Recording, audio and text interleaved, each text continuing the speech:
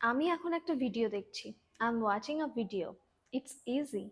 কিন্তু যদি বলি আমি এখন একটা ভিডিও দেখতে চলেছি, সে এই কাজটি এখন করতে চলেছে, মানে কোনো কাজ যখন কিছু সময়ের মধ্যে খুব তাড়াতাড়ি অল্প কিছুক্ষণের মধ্যে হতে চলেছে, তখন সেই ক্ষেত্রে আমরা সেই বাক্যগুলি কি করে বলবো?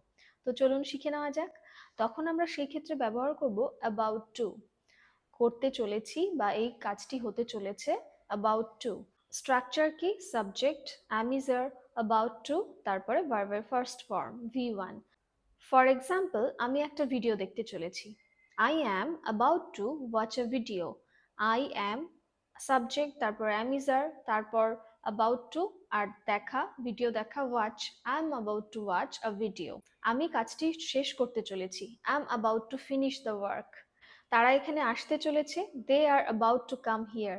আমরা 3000 সাবস্ক্রাইবার পূর্ণ করতে চলেছি।